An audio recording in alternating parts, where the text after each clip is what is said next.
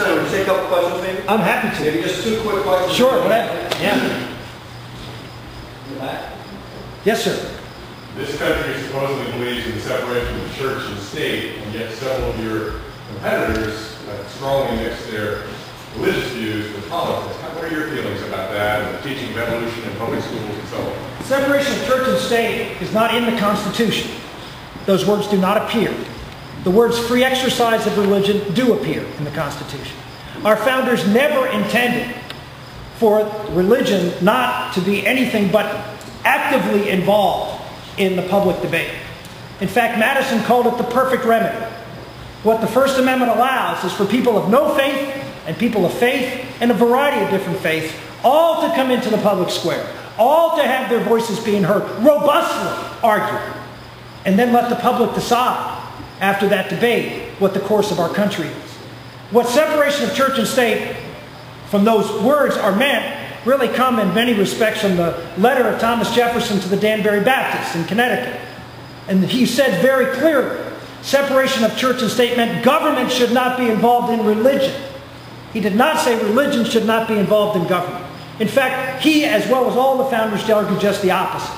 That it's absolutely essential, as John Adams said. Our Constitution was made for a moral and religious people. It is wholly inadequate for the governance of any other. Why? Because our rights, who do they come from? Where do our rights come from? Unless we don't believe this anymore, read the Declaration of Independence, which is our founding document. What are your personal views? My personal views is that I am someone who brings my faith and my reason into the public square. And I have views that are supported by both faith and reason. So for example, if you want to take a controversial view, abortion. My faith teaches me that abortion is murder. But reason dictates to me that taking the life of an innocent child who is both alive and genetically human is in fact taking a human life, and therefore should be by reason protected as a person under the Constitution. So I think it is incumbent upon everybody in public life to lay out why they believe what they believe, both from the standpoint if it's driven by faith and faith alone, or driven by reason and reason alone. Everybody comes to the parade, if you will, comes to the party with a conscience formed by something.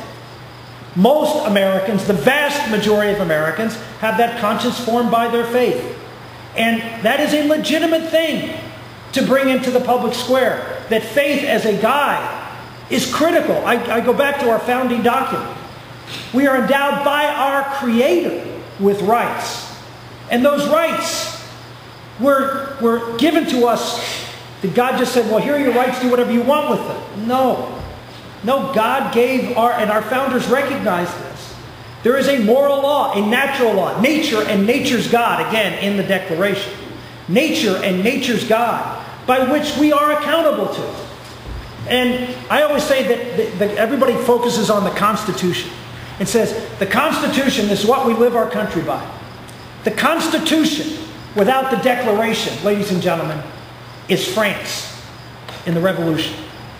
They had a constitution very similar to ours, but they didn't have God. They had a secular revolution, and it turned into tyranny. If there is no moral law, and all there is the rights of the majority to impose their will, you will have tyranny. And you will end up like France did and like France is today. Our country is different. We do have a higher law. And that law is one that is essential for America to hold together if we are going to be a country.